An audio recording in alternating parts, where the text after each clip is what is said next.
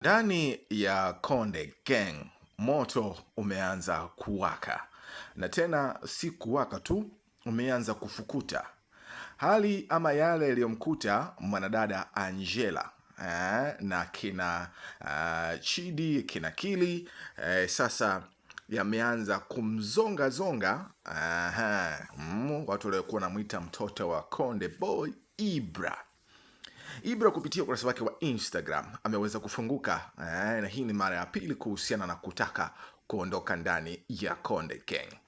Sababu kubwa hasa aliweza kufunguka kupitia ukurasa wake wa Instagram baada ya kuulizwa na shabiki yake kuweza kumshauri kwamba ingependeza ungeendelea kuvumilia kwanza kwa muda, usisikilize ushauri wa watu, wanaweza kukupotosha, kukupelekea kwenye mziki wako kupata shida au changamoto ya kutokusikika tena. Akimpa ushauri kama ilivyotokea labda kina Angela, pengine inaweza na yeye kumkuta Ibra.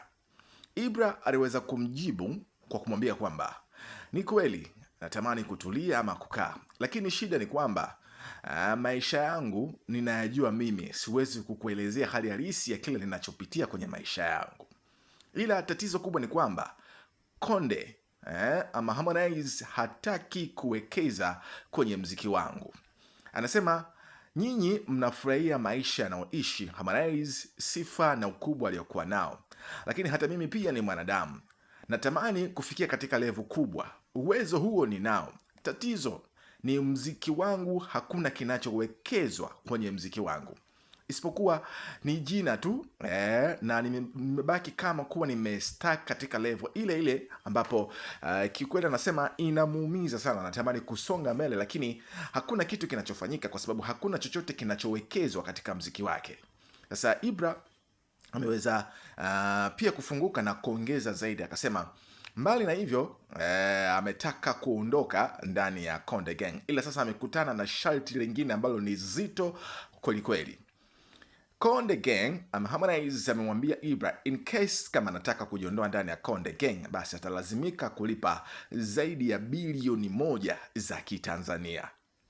Hii bwana ni kama ni mtihani mzito sana kwa Ibra, na ni mzito kweli kwa sababu kwa level ya Ibra kwa ukiangalia mziki wake alivyofanya, mapato yake kuweza kufikisha kiwango hicho, hata nusu ya hicho tu, na si hata nusu, hata robo, pengine hata theluthi, tangu ameanza mziki Ibra hajawahi kufikisha kiwango hicho cha fedha. Ibra kiwango chake bado cha mziki kimekuwa ni kidogo, na maigizo yake ya fedha imekuwa ni madogo kwa sababu brand yake imekuwa iko chini, kwa sababu hakuna uwekezaji mzuri ambao Harmonize ameweza kufanya kwa Ibra. Kwa hiyo hii ni kama wanaita nini, ni kumwekea kama chain ama ukuta Ibra ili asiweze kuondoka tu ndani ya Konde Gang. Lakini sasa Ibra amefunguka na kusema anahitaji msaada wa watu, kama wanaweza kumsaidia namna gani na kuweza kuondoka, kama kwa msaada wa pesa ama kwa vitu gani. Pia kama ameachia namba yake ya simu, ukiingia kwenye ukurasa wake wa Instagram utakutana na hiyo posti ambao ameweka namba yake ya simu akiomba msaada wa watu kuweza kumsaidia